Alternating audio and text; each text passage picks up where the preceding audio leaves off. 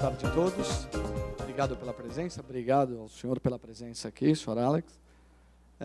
Gostaríamos de iniciar aqui sabendo um pouquinho da sua trajetória, né? O que te fomentou a seguir essa trajetória que o senhor seguiu até os dias de hoje. Muito obrigado pela pergunta. Vamos ver como vai meu sotaque. Primeiro, eu gostaria agradecer a todos os brasileiros que eu tenho conhecido nos últimos 4 anos, porque eu me tenho sentido muito acolhido aqui no Brasil. E, claro, em grande parte fico acá e eu tenho pedido ficar ainda mais tempo por a grande oportunidade que existe. Assim que quando eu falo, olha, se você quer ser um empreendedor, se você quer pesquisar, se você quer trabalhar em uma grande empresa e tem curiosidade do mundo, perfeito, vai fora, visita, mas volta. E porque eu estou convencido e estou dando exemplo de que é aqui onde muita coisa vai acontecer durante as próximas décadas. Assim que, se você tem algum interesse em empreender, em alimentar o mundo e em viver uma qualidade de vida fantástica, fique por aqui que está bem bom. Quanto à minha trajetória, eu sou, como vocês falam, um caipira. Eu cresci numa fazenda e agora estou vestido de gravata, mas esta é minha fantasia. Em verdade, vocês me veriam de roupas de trabalho, né? Bem assim, um gaúcho, não? E durante o tempo que estive na fazenda, muitas vezes tínhamos pessoas que passavam, né? Um jornalista da National Geographic, por exemplo, pesquisadores, pessoas do mundo que por uma ou outra razão estavam interessados na Patagônia. E alguns deles chegavam à fazenda. Assim que eu fiquei muito curioso. E depois de estudar engenharia elétrica, a fazer um mestrado e trabalhar em uma startup, justamente desenvolvendo algumas tecnologias para a marina chilena, eu decidi que era hora de decolar e sair do país. E eu principalmente queria morar fora, porque tinha visto que muito estrangeiro tinha uma abordagem muito legal em quanto ao respeito das pessoas. Às vezes o povo chileno, eu quero muito meu país, mas é um pouco classista, tem essa discriminação. E isso não estava muito comigo. Assim que eu decidi, observando que vi que a maioria das pessoas que eu respeitava, porque eles eram pessoas respeituosas, tanto você seja rico, pobre ou como for, elas muitas vezes tinham morado fora em algum país, por um tempo. Assim que eu decidi, vou morar fora, e como que eu vou? Vou estudar. E foi aceito aí em Carnegie Mellon, que é uma boa universidade para a parte de robótica, e esse PhD foi fantástico, uma grande experiência. E eu pensava voltar logo a Chile, mas agora ainda estou voltando, quando menos agora aqui no Brasil estou um pouco mais perto, não? E depois de finalizar meu PhD, eu tive a opção, fico na academia, fico em pesquisa, que eu achava muito legal, muito interessante, mas também eu acho que tem algo muito especial quando você está em uma empresa que tem que criar valor para que o cliente pague. Eu queria ter essa experiência. Assim que me contratei justamente na John Deere, lá em Califórnia, e daí foi para Illinois, da Alemanha, e agora estou aqui no Brasil. Assim que esse é um resumo da trajetória.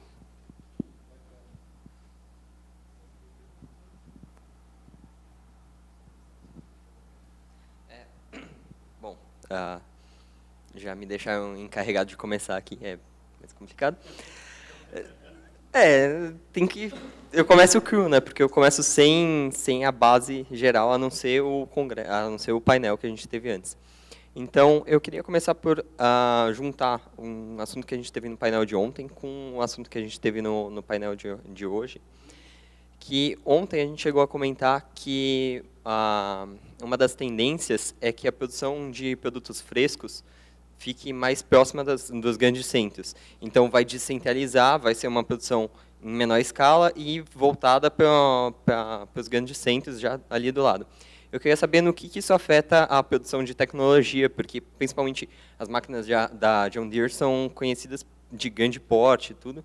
E aí hoje o presidente da ZF presidente, não tenho certeza, mas então, ele comentou também da produção e do foco em pesquisa em máquinas de pequena potência, de baixa potência. E aí eu queria saber no que isso afeta e o que a gente pode esperar dessas tecnologias para o futuro. Excelente pergunta. Eu acho que a John Deere está passando por uma transformação de grande, potente, pesado, e agora cada vez mais estamos nos focando no que é agricultura de precisão. E isso está falando muito mais de uma proposta de valor de rápido, de inteligente e de fácil. Isso vai para as máquinas de grande porte, mas também cada vez mais vai chegar às máquinas de menores, assim como CNHP de potência. Mas vamos voltar ao tema da produção perto, porque eu acho que o mercado está premiando. Hoje você já tem restaurantes que no cardápio, olha, essa alface foi colhida a 20 quilômetros daqui. Eu acho que isso é incipiente, mas cada dia mais o mercado vai premiar a diferenciação baseada em justamente fatores como produção local e fresca, etc. Mas eu vejo isso como uma oportunidade, porque, primeiro, nossas tecnologias de rastreabilidade vão ser essenciais para seguir onde foi produzida o que seja, até o lugar de consumo. Assim que, justamente, por isso que eu falava no painel, nós temos, aqueles que somos produtores de coisas físicas, temos a oportunidade e responsabilidade de ligar todos esses objetos com o mundo digital, para viabilizar a nossos clientes se diferenciar com modelos de negócio como o que você está falando.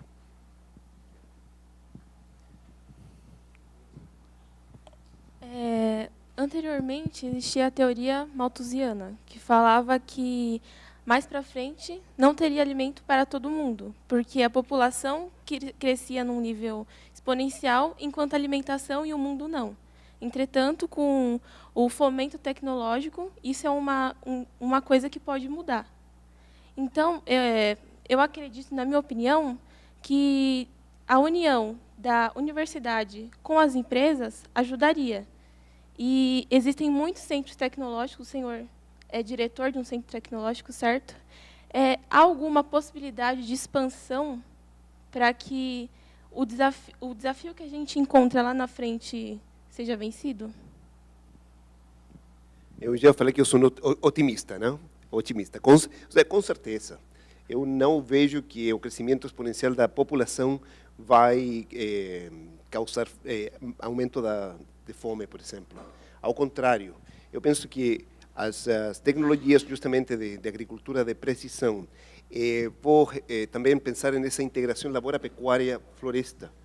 Existem dezenas de milhões de hectares aqui no Brasil que estão sendo trabalhadas de uma maneira muito tradicional, como era a minha fazenda. Eu posso falar disso porque eu tenho visto e causado essa transformação na minha fazenda, ainda que não é tropical, mas acontece que quando você tem uma cultura de como as coisas têm sido feitas por décadas ou talvez séculos, é difícil mudar, não? Mas justamente com as ideias que saem das universidades, que vão para as Embrapas da vida, não existem Embrapas, existe somente uma Embrapa, não? Não tem igual, não tem igual no mundo. Essas ideias justamente descobrem princípios de integração e não estou falando de expansão de terra, ao contrário, estou falando de recuperação de terra. Então, respondendo à tua pergunta, isso já está acontecendo. O que você falou, da universidade, a centros de desenvolvimento como Embrapa, e isso levando isso a companhias e finalmente aos produtores. Isso tem que acontecer mais, isso sim.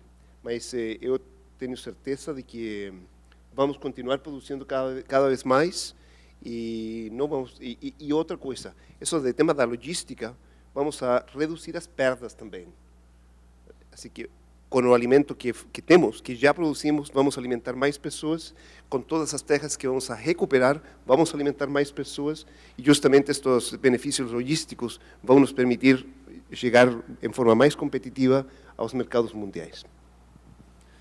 Bom, deixa eu então colocar uma regra para vocês, faço uma pergunta e a gente fica aberto. Em vez de nós passarmos papelzinho para vocês trazer as perguntas para cá. Quando vocês quiserem fazer alguma pergunta, basta levantar a mão, a gente leva o microfone e vocês, então, colocam perguntas, tá? Então, eu vou fazer uma, aí o professor Marco já levantou aqui. Alex, vocês falaram bastante hoje de agricultura de precisão e você é uma pessoa bastante otimista com essa tecnologia, que é fã dessa tecnologia. A John Deere é conhecida por ter colocado um conjunto grande de sensores nos seus equipamentos e quando o trator ou o veículo passa, você coleta um grande conjunto de informações. Mas essa coleta ela acontece em momentos muito específicos da produção, quando a máquina está lá passando. E a agricultura de precisão, ela também fala do acompanhamento contínuo daquela cultura. Quais são as outras tecnologias ou as outras formas que você e a John Deere enxergam para fazer essa monitoração contínua, excetuando o veículo quando passa lá na lavoura, ou colhendo ou colocando semente? Tá.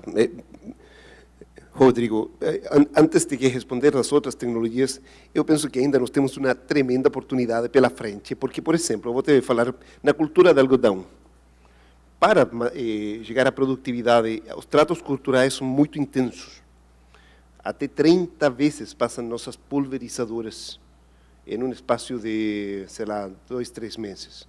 Então, eu acho que se nós botamos mais sensores, não só sensores de máquina, mas sensores agronômicos, nós vamos ter a oportunidade de aproveitar uma máquina que já está rodando pelo campo e ir para frente. Isso está sendo entendido pela John Deere e talvez vocês tenham ouvido falar de que nós compramos uma empresa lá nos Estados Unidos, startup Blue River, que justamente o foco dele é tecnologia de processamento de imagens e machine learning, né, inteligência artificial. Eles têm capacidade de processar dados, imagens a alta velocidade e distinguir exatamente, diferenciar entre uma alface ou uma planta de algodão e ervas daninhas, na hora. Então, e por favor, com isso a John Deere não tem feito o trabalho, tem muito mais pela frente. Então, antes de responder outras tecnologias, já temos uma lição de casa que continuar somando sensores às máquinas que temos. Ideias são bem-vindas, né? Aproveito dessa área do desafio, né? E agora, drones, veículos, drones, isso com certeza também é outra tecnologia que vai permitir visitar as lavouras rapidamente e ter essa visibilidade. Depois, um elemento muito importante da produtividade tem que ver com o clima. Assim que cada vez estações climáticas mais densas vão permitir ver o que está acontecendo. E ontem eu estive justamente com meu time e outras organizações falando das oportunidades com imagens de satélite, que está chegando cada vez mais ao nível de definição que permite, que viabiliza agora, por exemplo, na cultura de cana, entender aonde a cultura, o talão, tem áreas que estão sem plantas, onde a gente precisa plantar de novo. Obrigado. Doutor Marco. Alex, primeiramente, muito obrigado por ter aceitado o nosso convite aqui na FEA. A discussão está sendo fantástica. Eu não sei se você já percebeu isso, mas aqui no Brasil nós temos um certo complexo de inferioridade quanto ao desenvolvimento de tecnologia, né? E a gente vem ouvindo aqui no Congresso que muita tecnologia é desenvolvida no Brasil, né?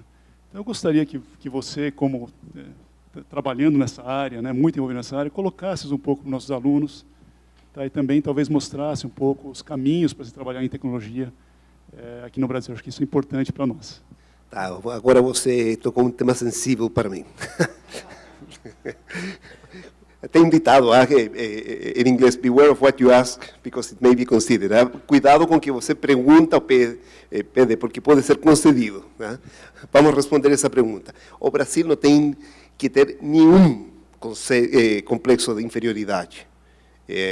Parte de meu trabalho tem que ver justamente com relacionamento com universidades e centros de desenvolvimento e tecnologia, e minha recomendação dentro da John Deere tem sido: aqui a gente não vai construir um centro, um grande prédio com um monte de pessoas, porque esse conhecimento já existe. Empresas como a nossa têm que se conectar, vincular muito melhor com universidades, com centros de desenvolvimento, com redes, né? Muito mais do que construir essas competências.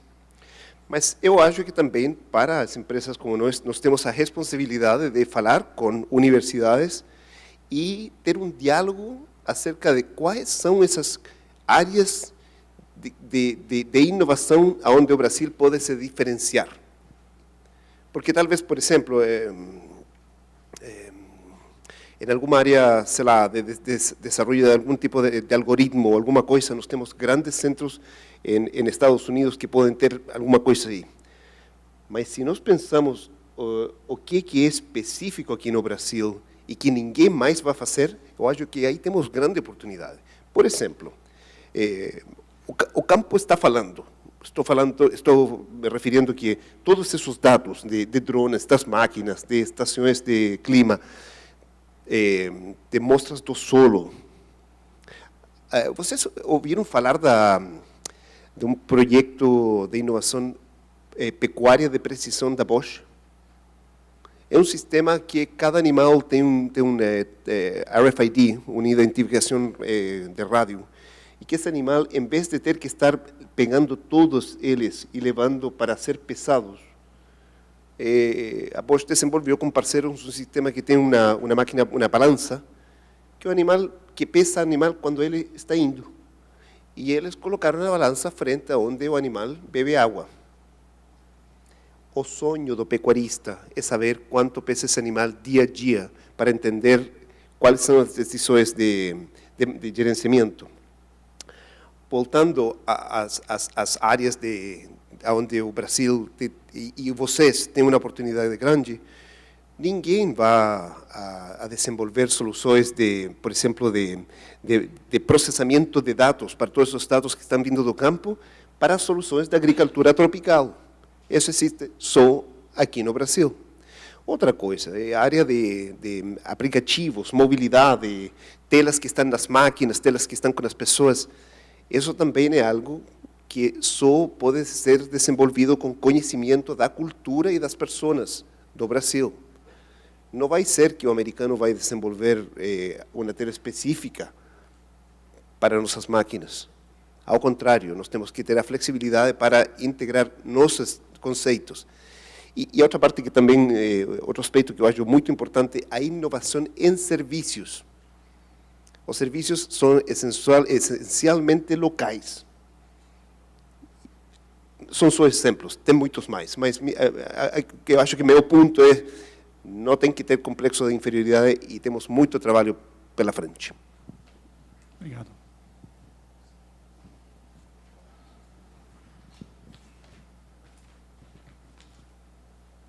Bom, Silvio Chizu, professor na área de motores.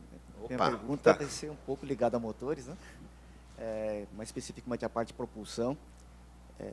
Então, nos automóveis é uma tendência de eletrificação, veículos autônomos, mas no Brasil nós temos o etanol, por exemplo, né? Então, o etanol seria um combustível onde ele emite gás carbônico, porém, quando planta a cana, ele fixa o carbono do veículo emitido e de mais vários veículos. Aí, queria saber se há estudos na John Deere, no caso de como seria a mobilidade, né, a propulsão dos veículos agrícolas do futuro. Eu acho que o tema dele, você colocou muito bem, no tema da eletrificação não tem volta. E é um tema somente de fazer o caso de negócios. E para a John Deere tem um negócio que tem um desafio importante, porque tem muita tendência tecnológica da área automotiva, que é, por exemplo, veículos autônomos, por exemplo, eletrificação e muitas outras. E existe a expectativa que a área agrícola vai adotar essas tecnologias na hora.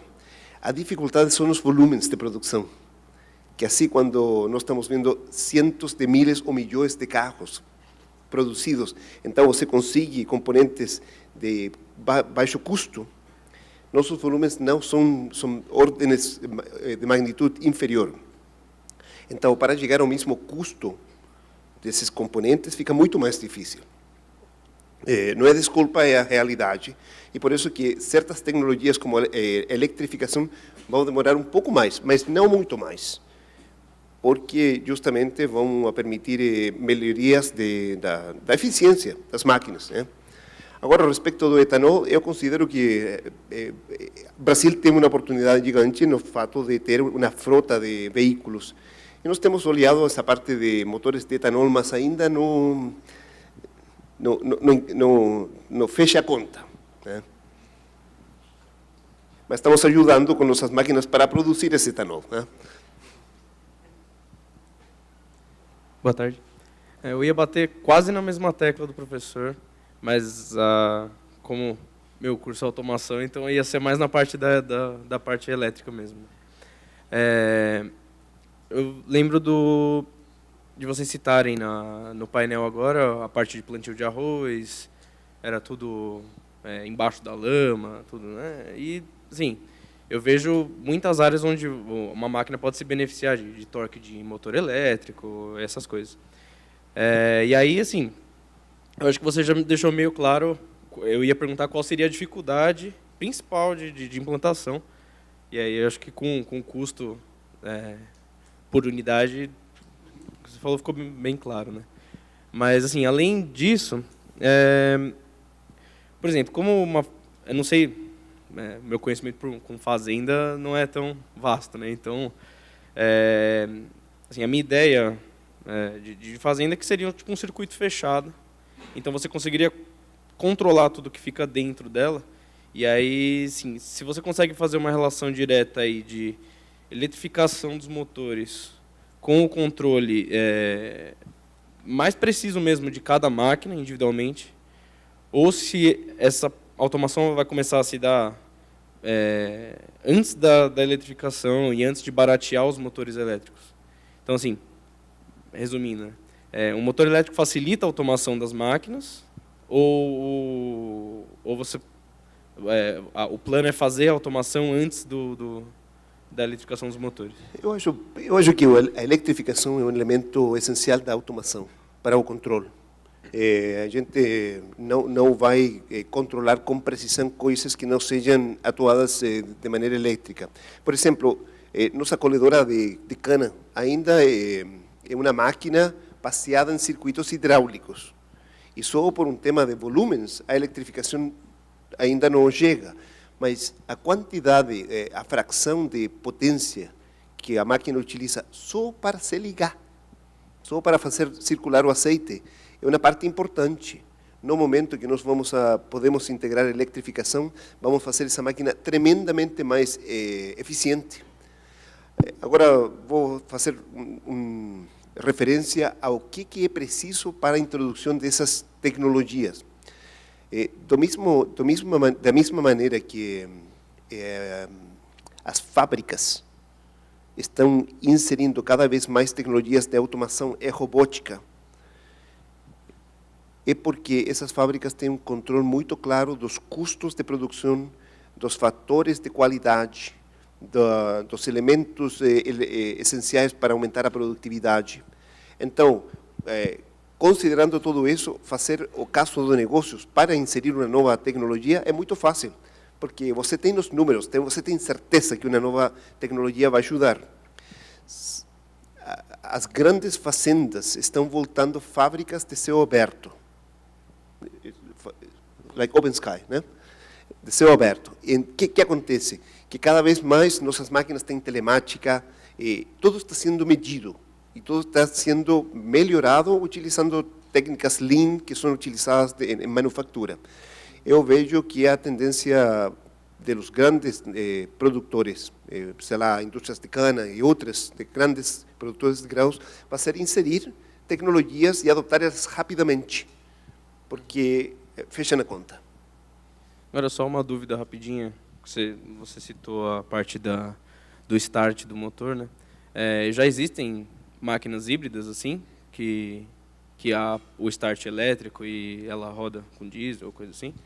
Máquinas híbridas temos, não que o start seja só elétrico, primeiro começa com o motor, mas temos máquinas de construção, pás carregadeiras, que elas têm toda a parte de propulsão já é elétrica e não tem eixo direto desde o motor até as rodas. Legal. Obrigado.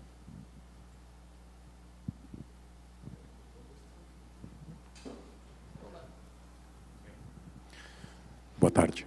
Boa tarde. Meu nome é Leandro, sou professor do Departamento de Mecânica. Eu tenho duas perguntas, já um pouco na linha do que foi discutido. No comecinho falou das pessoas que querem sair do país para voltar, que tem muita chance de empreender aqui, no futuro vai ter muitas oportunidades.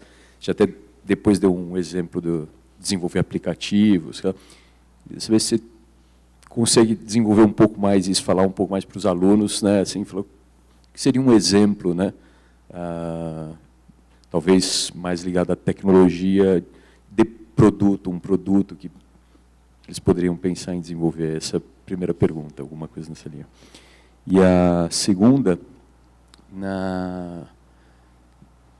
como acho que está claro pelo que foi discutido até agora, que você vê como interessante a parceria entre centros tecnológicos ou empresas, indústrias e a universidade, né? Então, como operacionalizar isso, né? O que precisa acontecer? Quais são as coisas que precisam acontecer para que se possa viabilizar parcerias desse tipo? Tá. Muito obrigado. As duas perguntas, eu acho, são muito interessantes, muito relevantes. A respeito da primeira, vou dar dois exemplos. Uma que é principalmente um tema de inovação em modelo de negócio, e a segunda talvez é mais relacionada justamente a processamento de dados e aplicativos. A primeira tem que ver com uma empresa que está se desenvolvendo lá perto de Indaiatuba, que justamente a gente está falando que é um Uber das máquinas agrícolas. Então, eles estão desenvolvendo um aplicativo, de fato, que permite a produtores que estão com falta de equipamento agrícola alugar, o nome é Aluagro, se vocês querem pesquisar aí mais detalhes. A Aluagro tem um sistema que permite aos produtores que estão com falta de equipamento, sei lá, falta um trator, falta uma colheitadeira, né? E eles já têm cadastrados uma grande quantidade de equipamento que não está sendo utilizado ou que está disponível nessa janela. E olha, isto que estou falando aqui, quantos de vocês são estudantes de administração ou de marketing? Não tem nenhum. Tem engenharia? Tá, a maioria, tá. Olha, eu sou engenheiro e não tem nenhum motivo porque vocês não teriam que ser parte de inovação de modelo de negócios, né? Mas, de qualquer maneira, a Aluagro está cadastrando equipamento, verificando que o equipamento esteja rodando certo, e por isso se aproximaram a John Deere para fazer uma parceria com nossa rede, para justamente inspecionar e verificar que as máquinas estão em um estado de trabalhar bem.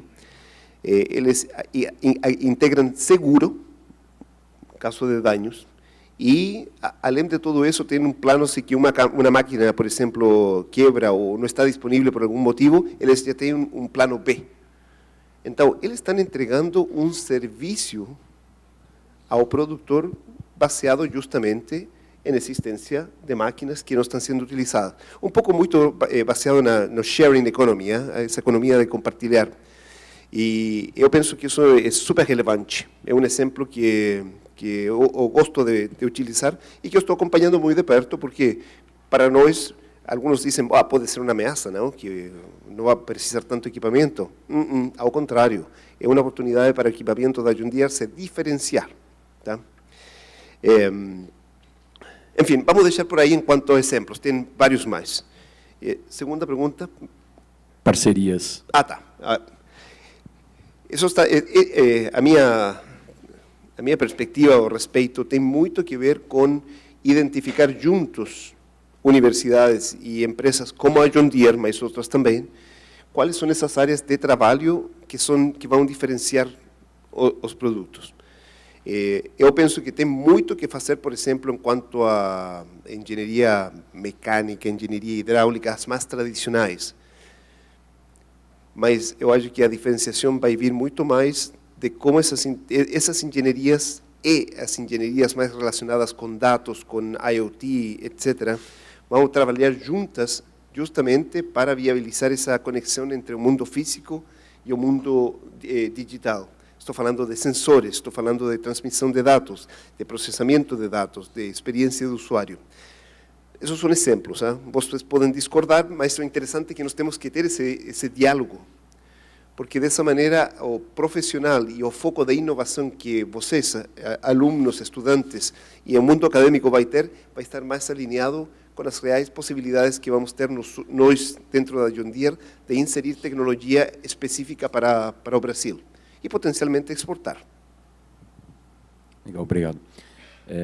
Só mais um comentário. A gente tem aqui no último ano, os alunos de engenharia, eles sempre têm um projeto de formatura.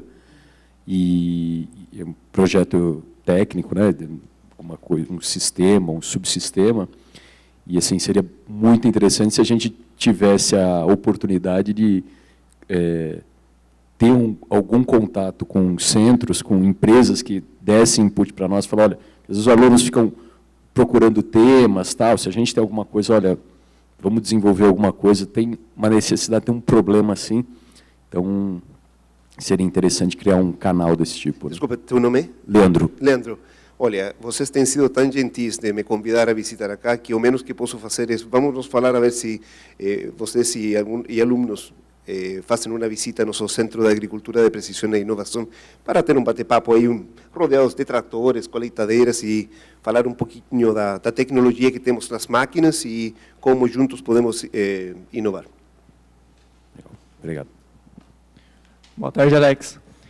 Gostaria de saber se vocês têm alguma estratégia, algum plano para incluir o pequeno produtor em toda essa tecnologia que vem sendo desenvolvida.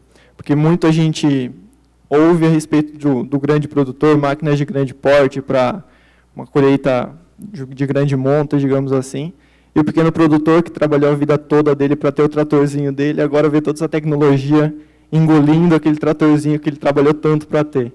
Então, existe algum plano para isso? Se vai ser acessível? Ou o que vocês pensam em relação a isso? Desculpa, qual é o teu nome? Lucas. Lucas.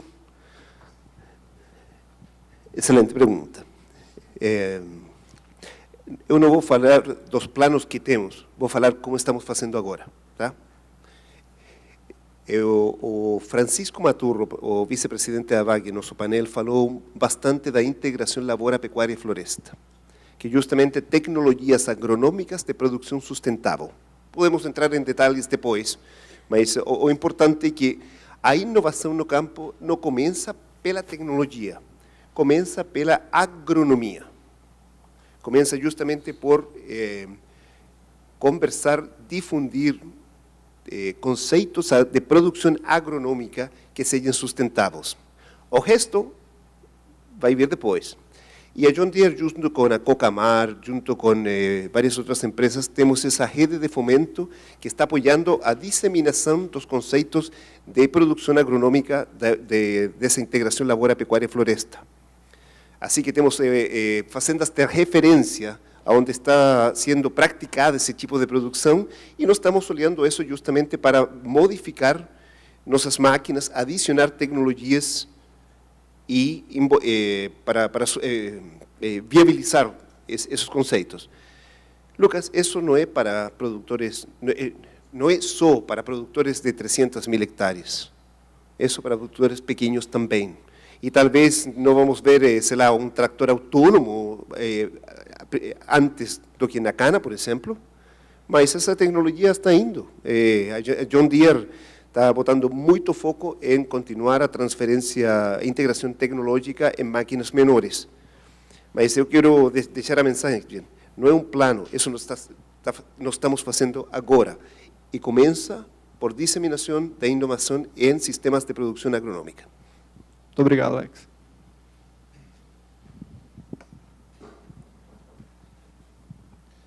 Boa tarde, meu nome é Mauro, eu sou professor do Departamento de Engenharia Mecânica. Até pegando um pouco do gancho do que o Lucas falou agora, o professor Silvio, desses 2 dias, eu venho ouvindo falar de cadeia produtiva, e um ponto que me chama a atenção é que em nenhum momento se considerou a parte da cadeia produtiva que fabrica componentes para as suas máquinas, né? Estamos falando de máquinas menores, aumentando volumes de produção para pequenos produtores, e nós estamos observando já há 2 décadas, podemos dizer assim, uma crescente desindustrialização de processos de fabricação mecânica. Forjaria, principalmente, estão praticamente surgindo, e a gente está falando de Brasil com suas habilidades. E o Brasil tem uma longa história nesse setor, com muita competência que está sumindo, dos Tier 2, trabalhando também com os Tier 1. Até que ponto empresas como a sua, que hoje sempre é difícil você desenvolver produtos por causa de volume, mas olhando um Brasil crescente, um futuro promissor, até que ponto isso pode impactar nas estratégias, não ter localmente fornecedores, porque isso impacta também nas decisões que os engenheiros hoje tomam de se especializarem em processos de fabricação. Então, eu vejo uma fragilidade futura de esse conhecimento não estar disponível num país como o Brasil e dependermos de importação de componentes para a fabricação desses maquinários. Até que ponto isso passa na estratégia da John Deere? Parte fundamental da estratégia. E talvez eu tenha uma perspectiva um pouco diferente. Primeiro, só para colocar alguns fatos. Nos últimos anos, nós abrimos 2 novas fábricas em Indaiatuba, uma da John Deere, outra em parceria com a Hitachi. Nós temos feito grandes investimentos em Catalão para aumentar a capacidade e qualidade de produção. A Montenegro, nossa fábrica de tratores, é a única outra fábrica do mundo que fabrica o carro-chefe da John Deere, que é o trator 8R. Só Waterloo e aqui em Montenegro. Horizontina continua com grandes investimentos também. Então, eu penso que eu vejo de uma perspectiva diferente. A gente está investindo em fábricas locais. Agora, muitas vezes, antigamente, a John Deere pensava, olha, vamos a investir o mínimo. Mas agora nós estamos numa tendência todo ao contrário. É muito importante para a John Deere desenvolver fornecedores locais. E cada vez mais nós estamos investindo para desenvolver essas cadeias de suprimentos, porque são muito importantes para a nossa sustentabilidade futura. Por exemplo, nós estamos, o que não tinha acontecido antes, nós estamos exportando produtos do Brasil. Então, eu acho que talvez a tendência está mudando um pouco, e eu vejo que existe um interesse, quando menos de nossa parte, para continuar fortalecendo a cadeia de suprimentos, as nossas fábricas e as cadeias de suprimento para essas fábricas com produção local. Gostaria de usar um pouco da sua gentileza e adicionar mais um tema que você não perguntou, mas está muito relacionado. O Brasil tem que continuar investindo e desenvolvendo conhecimento nas novas tendências dessa indústria 4.0 que eles falam. E não necessariamente tem impacto somente na manufatura. Vou falar de impressoras 3D. A tecnologia de impressoras 3D para John Deere vai ser fundamental, mas não vai começar na fábrica, vai começar nas nossas concessionárias, porque aquele cliente que está lá acima, em Piauí ou em Mato Grosso, em alguns desses estados que têm desafios logísticos gigantes, se a peça quebra, que vai quebrar, porque justamente nós falamos que a agricultura do Brasil não usa nossas máquinas 300, 500 horas ao ano, como acontece nos Estados Unidos. 3.000 horas, 4.000 horas. As máquinas nossas aqui são trabalhadas de verdade, né? Então, as peças vão quebrar. E como você volta essa máquina, a fazer essa máquina rodar logo, quando a peça tem que vir de uma fábrica, um fornecedor, até nosso depósito aí perto de Viracopos, se você tem um avião fantástico, senão vão ser dias de caminhão se uma peça pesada. O futuro vai estar justamente em impressão 3D dessa peça que, ainda que não seja da qualidade de fábrica original, você consegue colocar essa peça, essa máquina volta a rodar, esse cliente fica satisfeito, ele colhe o que tem que colher, e depois a gente coloca a peça original mas quando a máquina não precisa rodar. Então, eu gostaria de deixar aqui a provocação, aproveitando sua pergunta. Indústria 4.0 vai ser super relevante para o Brasil, mas não sempre como a gente pensa inicialmente. Há muitas outras áreas de negócio, que vão se beneficiar delas. Obrigado.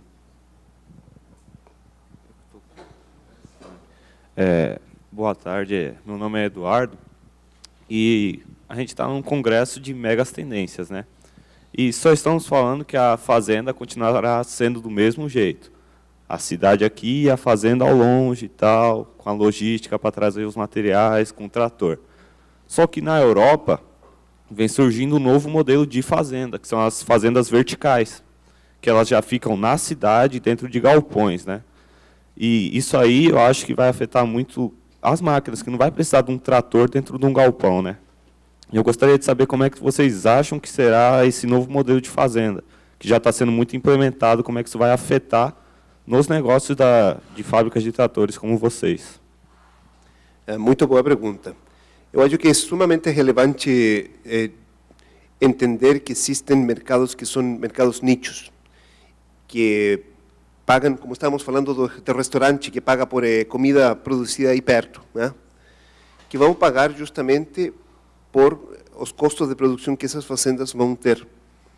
Mas quando você pensa em o elemento fundamental para o crescimento vegetal, que é o sol, é a fotossíntese. Ela acontece em grande escala quando você tem grandes extensões. Então, eu não estou falando nada em contra dessas fazendas verticais, eu acho que é um conceito fantástico, mas nós temos que entender que no mundo vamos continuar com mercados nichos de alta diferenciação e mercados de commodities, que vão ser precisados de produtos que vão ser ainda necessários para essas cadeias de valor do que estamos falando. Obrigado, Carlos.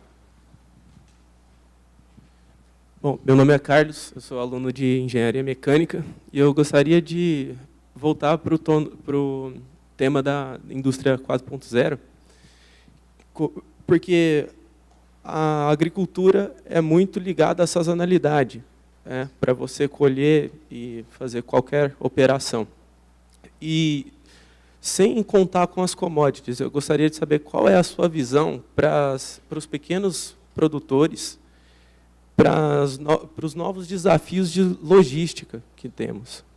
Porque o ponto que eu queria saber especificamente é se é uma solução de compromisso, uma máquina que faça tudo, ou máquinas cada vez mais especializadas nas tarefas que vão acontecer.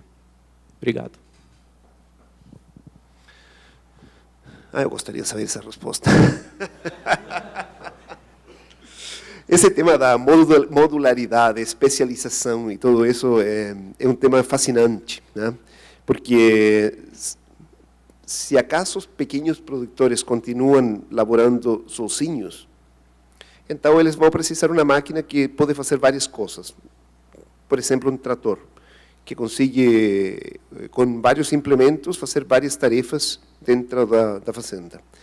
Ao mesmo tempo, cada vez que essas tendências que estão em outros mercados afetam ao agronegócio, eu estava falando de aluagro, de justamente essa economia, sharing economy.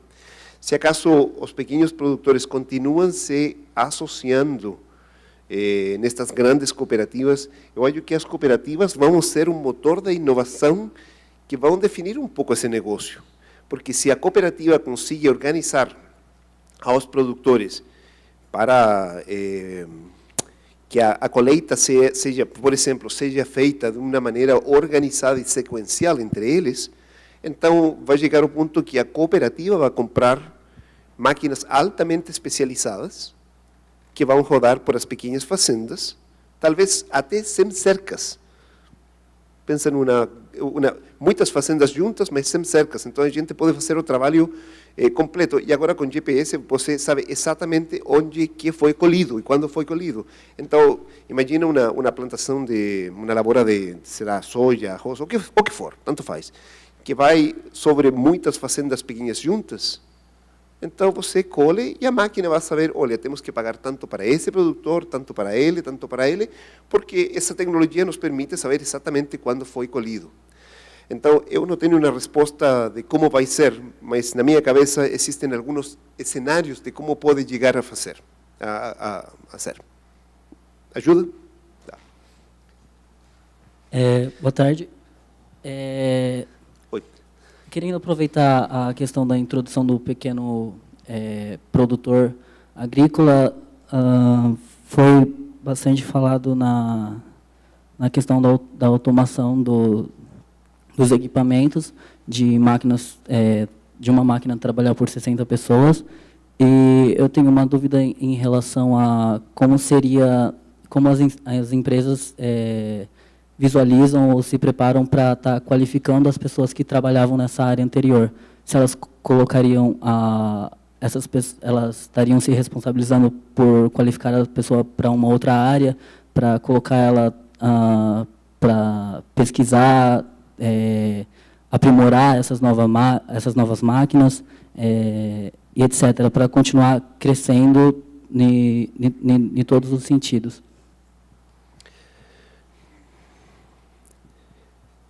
Quando nós falamos de exemplos que existem hoje, por exemplo, essa rede de fomento da integração lavoura, pecuária e floresta, nós percebemos uma falta cada vez mais de pessoas que vão ter conhecimentos para executar essas tecnologias, esses métodos de produção. Assim que por isso nós estamos trabalhando, por exemplo, muito não só com universidades, mas também com grupos técnicos, escolas técnicas, para elas desenvolver currículos de ensino dessas novas tendências. Então, eu penso que vamos ver uma demanda de pessoas que têm que ser educadas para poder apoiar. Agora, também vai depender de cada pessoa, porque eu penso que cada um de nós tem bastante responsabilidade e tem que ter a iniciativa de procurar o que mais eu posso aprender que me vai colocar em uma posição vantajosa. Então, quando eu vejo que pode acontecer com algumas áreas da agricultura, eu penso que aqueles que têm mais empreendedorismo, eles vão tentar justamente integrar ou se associar com outras pessoas, outros proprietários, e eles vão começar a alugar as terras de outros para continuar produzindo com as últimas tecnologias. E aquelas pessoas que talvez não tenham a mesma vontade de se reinventar, se eles são proprietários de pequenas fazendas, eles vão começar a perceber renda desse aluguel. Então, acho que o mercado vai ajudar muito a proporcionar demanda que vai para aqueles que vão querer trabalhar, vão existir oportunidades. E, de novo, empresas como a John Deere e outras estão trabalhando para desenvolver, motivar as instituições de ensino a desenvolver currículos técnicos para viabilizar essa transição. Boa tarde, Alex. Meu nome é Vitor. Vitor, oi, Vitor. Hoje em dia, quando se fala de inovação e empreendedorismo, uma das maiores coisas que aparecem são as startups, né? Que agora está sendo um boom no mercado de startups, um grande interesse sobre isso. Às vezes, quando a gente fala disso, o pessoal esquece, começa a ver mais as startups B2C e não vê tanto as B2B, que seria o business to business, né? Que podem criar grandes inovações para outras empresas, né? E hoje em dia, quando essas startups desenvolvem projetos, elas batem numa barreira muito grande dentro das empresas, que é justamente essa cultura organizacional entre empresas, startups, esse desconhecimento da área de cada uma, esse entendimento de trabalhar com projetos de risco, né, que amplia o alcance e a velocidade da criação de novos projetos, né. Dentro da John Deere, qual que é a visão que vocês têm sobre essas startups que vêm com projetos externos? E se vocês têm interesse neles, qual é a política da John Deere em relação ao relacionamento dessas empresas? Excelente pergunta. Eu acho muito excelente porque justamente uma das coisas que nós estamos tentando entender, tá?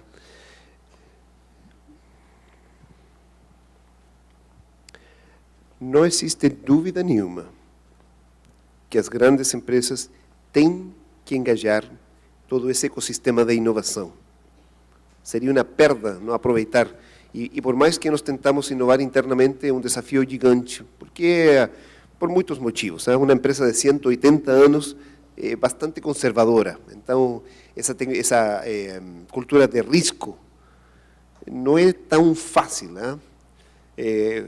A cultura de risco, eu estou brincando um pouco aqui. Olha, claro, toma riscos, mas não vai errar. Se arrisca, mas não erre. Quando menos meu chefe ele me fala, olha, você pode errar, mas tem que ser um erro novo, porque isso mostra que você está tentando fazer coisas diferentes. Mas se você volta com um erro repetido, ai, ai, ai.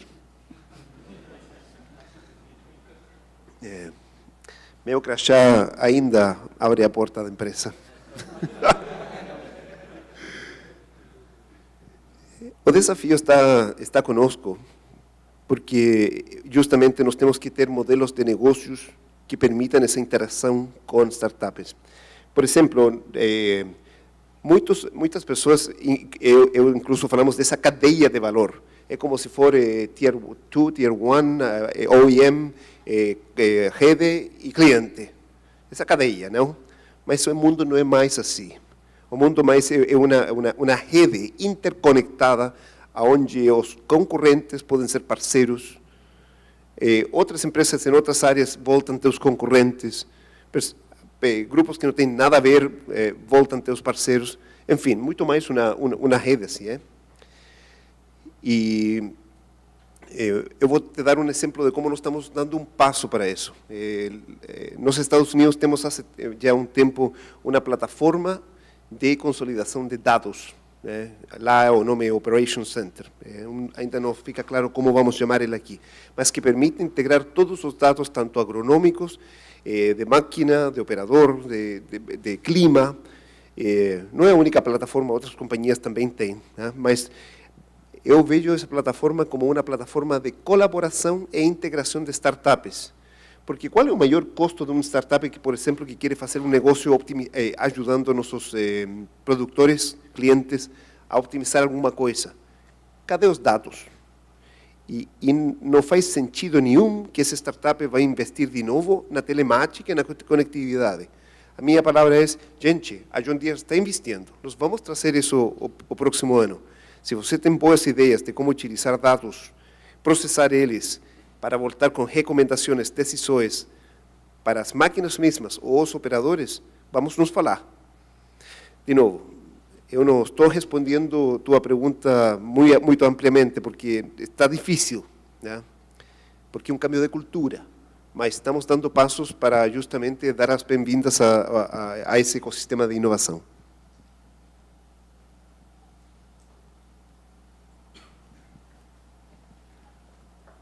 As perguntas das pessoas que estão sentadas mais atrás podem ser tanto mais valiosas que as perguntas daqui na frente.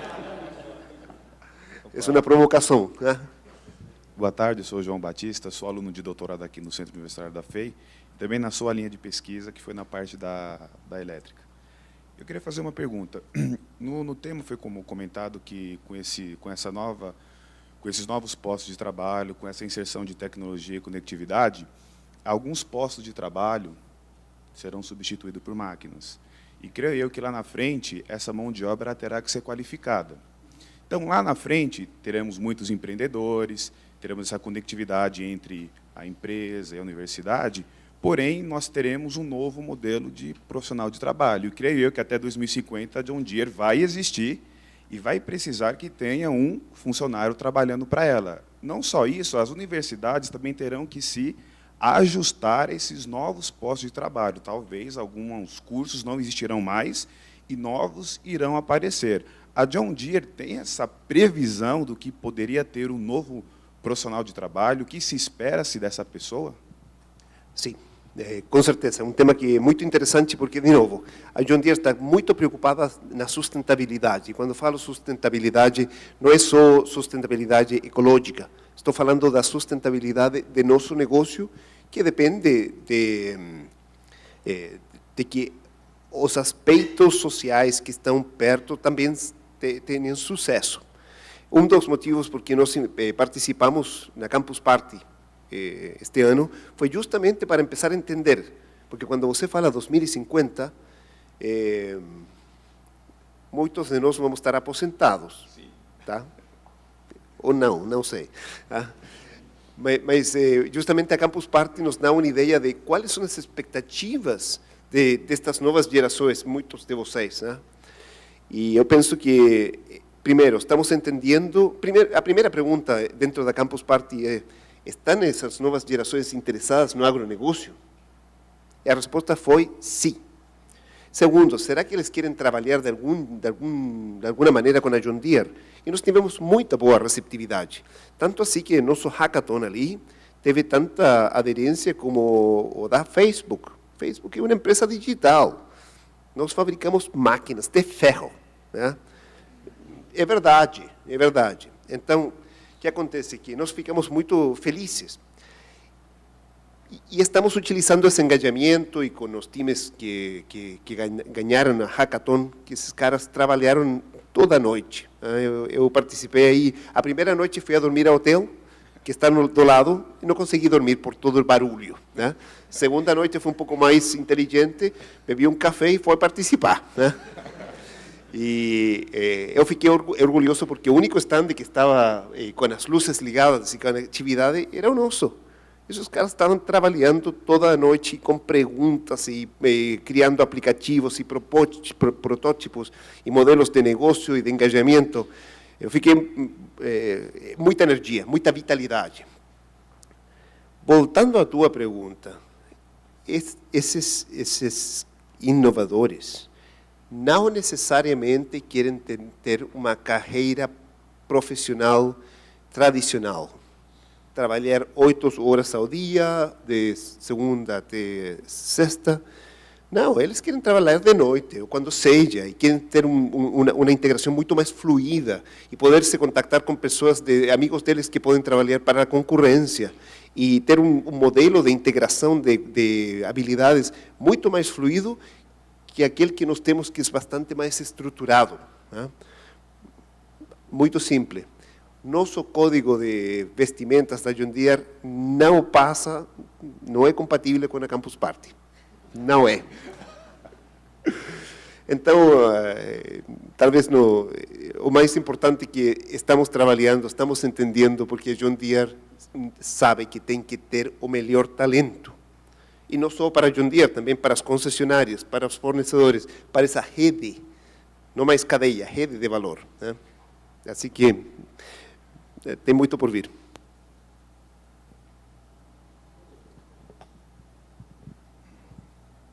A minha provocação para trás não deu certo. Eu, aproveitando a pergunta, que eu acho que foi excelente, né? Quais seriam esses talentos? Acho que é interessante, né? O que você acha, Alex, que os nossos jovens futuros profissionais precisariam ter? Quais os talentos? Onde que eles deveriam trabalhar? Você comentou hoje no almoço a questão da língua, por exemplo, né? Que outras coisas são necessárias para o profissional do futuro, na sua visão? Por favor. Tá, obrigado pela pergunta. Eu penso que, mais do que uma área específica de engenharia, eu gostaria de falar de certas qualidades um pouco mais soft, né? A primeira que eu vou falar é a curiosidade. E por que eu falo de curiosidade? Porque a curiosidade é um elemento fundamental da diversidade e a inclusão. E não estou falando de inclusão de só mulheres dentro do trabalho, ainda que precisamos muitas mais, né? E também inclusão da diversidade de experiências, de pensamentos, porque dentro da John Deere e dentro de outros, é um negócio que tem muitos aspectos diferentes. Vocês, neste momento, estão sendo formados para trabalhar principalmente em áreas técnicas, ainda que eu imagino, não temos conversado disso, mas imagino que o currículo tem alguns outros cursos de colaboração e mais orientados justamente a como trabalhar em equipe. Mas eu penso que essa curiosidade de conhecer mais daqueles que são diferentes é essencial. Porque, por exemplo, você numa sala de reunião onde um cara está apresentando uma proposta, alguma coisa assim, eu posso apostar que talvez a metade esteja completamente engajada e interessada, mas tem vários que estão pensando, esse não é meu assunto, não é a minha área, eu não me interesso tanto por isso. Quando o que nós precisamos dentro das empresas são pessoas curiosas, com vontades de engajar, ainda que não seja a área deles. Porque se você pensa que cada um de nós tem tempo limitado para entender o mundo e o que está ao redor nosso, é somente via comunicação e engajamento que essas perspectivas se juntam para ter um melhor entendimento do negócio que dá maiores probabilidades de sucesso. Então, se a área de um de vocês é engenharia elétrica, por exemplo, seja curioso pelas finanças, seja curioso por recursos humanos, seja curioso e vai pergunta, vai engajar, ainda que não seja a tua área. Isso é o que eu espero de pessoas que estão, que em algum momento vão se juntar com a John Deere. E outro aspecto é o aspecto de língua. Nós estávamos falando do inglês. Eu estive no dia domingo falando justamente a um grupo núcleo de empresas júniores da Unicamp, a USP, Unesp e UFSCar, justamente para desenvolver liderança aí dentro das empresas júnior. Eu perguntei, quantos de vocês poderiam falar comigo tranquilamente em inglês, sem estar atrapalhados, se sentindo cómodo, se não tem que falar bem, tem que se sentir cómodo para se comunicar? Menos da metade das pessoas levantaram a mão. Eles são os futuros líderes, né? Assim como vocês, que vocês estão fazendo um esforço grande. Se vocês estão aqui hoje, é porque vocês estão interessados. Isso já é top, isso é bom, mas é o ponto de partida. Daí pela frente, se você não fala inglês, aprenda. Agora vou confessar, eu emigrei aos Estados Unidos, eu pensava que sabia inglês, cheguei lá e claramente não sabia nada, não entendia nada. Talvez não seja o melhor exemplo do que estou falando. Alex. Desculpa, lá atrás tem um.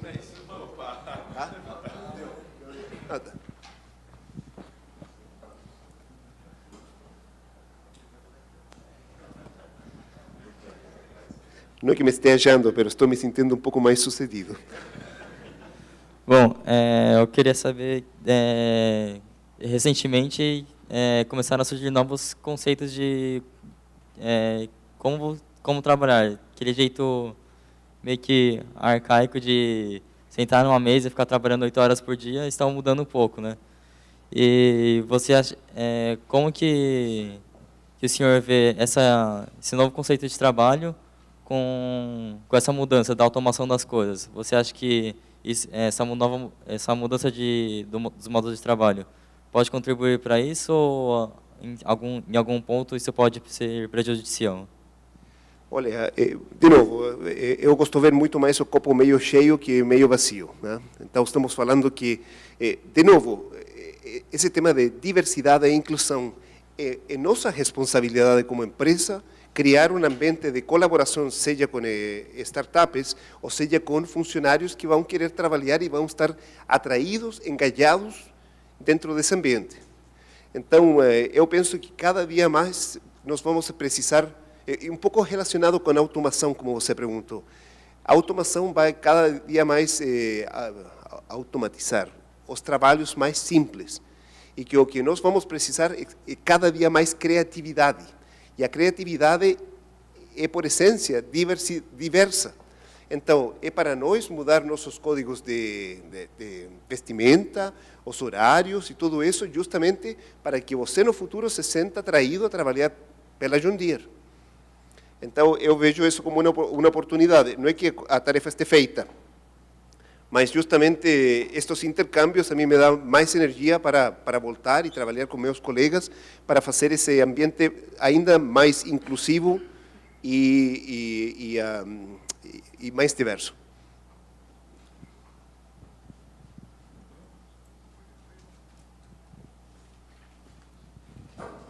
Boa tarde, Alex.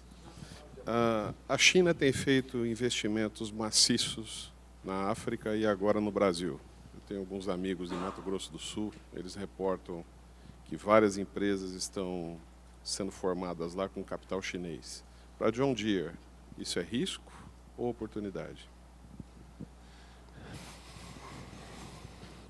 Olha, eu penso que esses investimentos que têm sido feitos, por enquanto, estão só beneficiando o ambiente de negócios aqui no Brasil. Eu penso que o Brasil precisa... Brasil tem um capital humano. Vocês estão aqui já, né? Mas precisa ainda mais capital, investimento de capital. Eu penso que esses investimentos feitos pelos chineses teriam que ser bem-vindos. E, de parte da John Deere, isso já está tendo, especialmente em investimentos no agronegócio, tem sido investimentos que são complementares aos nossos. E, do mesmo jeito que a China está investindo no Brasil, a John Deere tem investido na China também. Então, de novo, eu não sei se é uma coisa que é China versus outros, é muito mais como vamos continuar trabalhando nestas redes de valor. Oi, Alex, obrigada por estar aqui. Adoramos a sua gravata. E eu queria saber, a John Deere, no aspecto de energia renovável, que nem, por exemplo, a Tesla tem todo aquele sistema de placa solar, se a John Deere tem projetos nessa parte para o campo, sendo por tratores elétricos, por essa parte. Obrigada.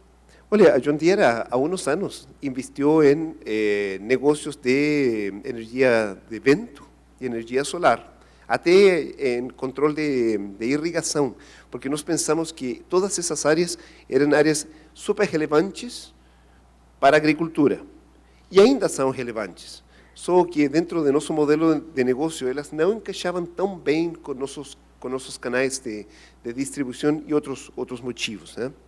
Assim que a gente vendeu esses investimentos. Mas não porque nós não sejamos os melhores em gerenciar negócios desse tipo, não é que não sejam importantes. Assim que nós, por exemplo, em nossos projetos, sei lá, um projeto que nós tivemos recentemente, desenvolvimento de uma solução de colheita de palha, da palha da cana. A cana é como um painel solar gigante. Não tem um painel solar de 9 milhões de hectares no mundo. Tem só aqui. E esse projeto teve um foco muito importante em entender justamente qual era o impacto de sustentabilidade e qual era o impacto da energia produzida queimando a palha, tá? E que seja de de um balanço positivo. Então, o que eu estou te dizendo, talvez a John Deere não vai ser quem vai investir em painéis solares, mas a John Deere com certeza está inserindo tecnologias dentro de nossas soluções para fazer elas sustentáveis. Tá bom?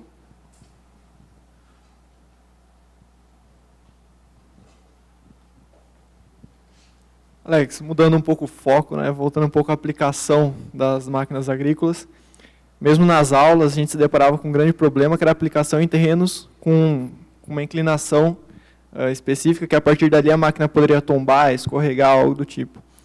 O Leonardo mostrou hoje, o Leonardo da Zeustec, um gráfico mostrando as áreas agricultáveis e algumas delas que não são agricultáveis justamente por conta da inclinação.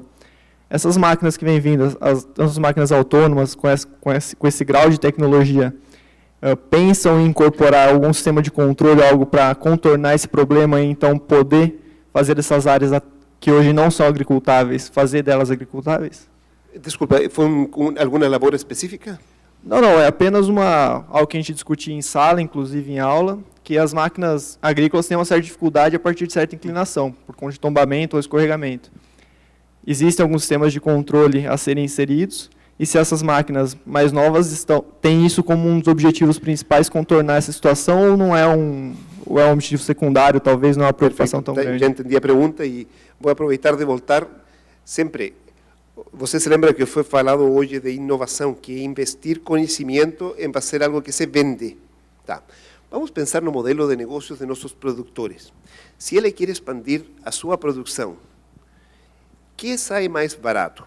Comprar uma tecnologia altamente sofisticada para trabalho em declives, ou alugar ou comprar terras planas, ou recuperar terras que estão degradadas para aumentar a produção delas. E eu acho que na maioria dos casos ele vai investir aonde tem maior retorno, que vai ser possivelmente, precisamos aqui um quadro aí para começar a desenhar e botar números, né? Mas ele vai preferir expandir a terra antes de que comprar tecnologias de trabalho de alto declive. Agora eu vou te passar um contra-exemplo, porque tua pergunta é muito boa. O trabalho florestal. Você tem visitado aonde que as árvores são plantadas? Alta, muito alta declividade. Talvez uma das áreas mais riscosas de trabalho. Aí você vai ver máquinas que têm a capacidade de, ainda, eu não me lembro do ângulo exato, mas com certeza dá medo, não? Máquinas que têm a capacidade de nivelar toda a parte da cabine e do braço que faz o trabalho, ainda que a plataforma está com muita declividade. Essa tecnologia é sumamente cara. Mas por que a gente utiliza isso? Porque fecha a conta. Você tem muita mais produtividade em uma área que outra máquina não entra. Você tem um operador cômodo, que ele está horizontal, ainda que está trabalhando em área de declividade, e você consegue a produtividade que não conseguiria em forma rentável em outros locais. Então, de novo, eu acho que vai depender de se acaso a tecnologia fecha a conta e vende. Então, vamos para a última pergunta. Boa tarde, Alex. Meu nome é Felipe, do curso de Elétrica. A minha pergunta seria mais no indagar político, para a gente que é alunos e futuros engenheiros, e até professores que estão na indústria, que tem participação na indústria ainda, o que a John Deere vê no cenário político atual e a economia, assim? Qual a visão da John Deere, ou até mesmo a sua, assim, uma mescla? Você está perguntando a um estrangeiro falar de política, não? Vamos falar de futebol melhor? Mas vou voltar ao ponto que eu falei antes. Eu realmente penso que, primeiro, o Brasil tem uma oportunidade gigante de ser um líder nas Américas, não na América do Sul, nas Américas. E que isso passa por credibilidade no sistema político. Eu gostei muito da colocação do Francisco Maturro no senso de que vocês, brasileiros, têm que se focar não só na eleição do executivo, mas também legislativo, e cobrar integridade, porque isso vai dar a este país a credibilidade e vamos ter muito mais investimento estrangeiro vindo, e esse capital, mais o capital humano de vocês, só vai decolar. Bom, muito bem. Como nós estamos já chegando no finalzinho do nosso tempo, eu primeiro gostaria de agradecer as suas palavras e ter passado o dia com a gente. E eu gostaria de colocar só alguns pontos que eu ouvi no dia, palavras importantes, pontos importantes que vocês colocaram. Aqui você comentou... Pode?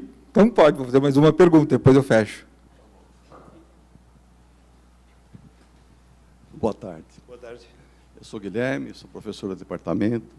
Eu espiei a sua página e fiquei muito animado. Dizia que a John Deere investia 4 milhões por dia em investimento global. Então, gostaria que você nos animasse, nossos alunos, e dissesse quanto isso é a fatia para o Brasil.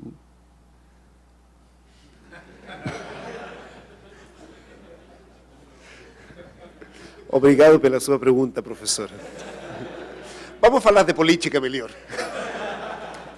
Não, sabe por que eu não consigo responder a tua pergunta? Porque esse número é um número que é considerado secreto dentro dos mercados financeiros. Nós não poderíamos divulgar essa cifra porque eu estaria quebrando uma regra. Assim, não, tudo bem. Vocês podem fazer qualquer pergunta, mas eu ainda tenho o direito de respondê-la a ela ou não. Né?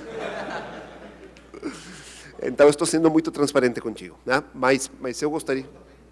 Tá? Não, vamos lá. Mas eu quero ainda animá-los. Né? A John Deere, neste momento, tem 6 centros tecnológicos. Começamos com 2 nos Estados Unidos, coisa que é óbvio, empresa americana, depois mais um em Kaiserslautern, que fica na Alemanha, claro, porque a gente tem uma presença lá, em Pune, Índia, e logo, Brasil. Então, isso é sem falar de números, o fato de que a John Deere tem uma presença aqui no Brasil para desenvolver relacionamentos com universidades, engajar o ecossistema de inovação, ter conversas e bate-papos como estes, para nos entender, nos comunicar e estar alinhados. É porque o John Deere considera que o Brasil é um grande mercado hoje e vai ser um grande mercado no futuro, para nossas vendas. Mas não é só isso. O Brasil e a Latinoamérica, principalmente o Brasil, tem a oportunidade e vai ser o grande produtor de alimentos do futuro. Então, de novo, e eu tenho o melhor exemplo, porque muitas vezes a gente fala uma coisa e faz outra. Eu estou falando isso e eu estou morando aqui no Brasil, porque eu poderia ter escolhido morar em vários outros países. E estou ficando aqui, porque estou convencido do que estou falando. Espero isso deixe vocês um pouco mais alegres, não? Mas esse número que você pediu, não. Bom, já que não pode falar o número, então tá. Bom, então, para encerrar, eu gostaria de agradecer muito o que você colocou, agradecer essa confiança que você tem no Brasil, no potencial que o Brasil tem, como se tornar um líder. Isso é importante para o momento, nesses últimos anos, como você está aqui, está acompanhando essa dificuldade toda. E é bom saber que outras pessoas acreditam que realmente aqui nós temos potencial. Também ficou muito claro nas suas palavras aqui, lá no painel, que para a gente conseguir chegar nisso, nós temos uma questão da interdisciplinaridade, quer dizer, você está falando que tem o pessoal da engenharia mecânica falando dos motores, etc., de combustíveis, estão falando de sensores, nós vamos falando de analytics e nós estamos falando do ser humano também. Né? E tudo isso, o nosso curso, o nosso engenheiro não sabe tudo isso sozinho, o nosso cientista da computação não sabe tudo sozinho, nosso administrador também não sabe, mas existe a oportunidade de nós trabalharmos juntos para complementar as nossas especialidades e, com isso, conseguir realmente construir as soluções que nós vamos ter aqui no Brasil com a John Deere, com parceiros, com startups, alunos que vão fazer coisas interessantes, e que juntos nós vamos conseguir aumentar a produção e atingir essa meta de 2050, alimentar de 9 a 10 bilhões de pessoas, sem ter uma área tão grande assim para expandir. Então, agradeço muito as suas palavras, a oportunidade que nós tivemos de conversar com você durante o dia de hoje, e, bom, vamos agradecer a ele.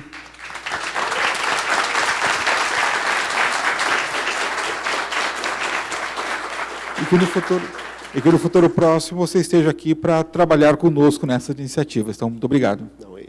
Para fechar, eu agradeço o convite e eu vou falar que para mim, mais uma vez, é uma honra estar com vocês.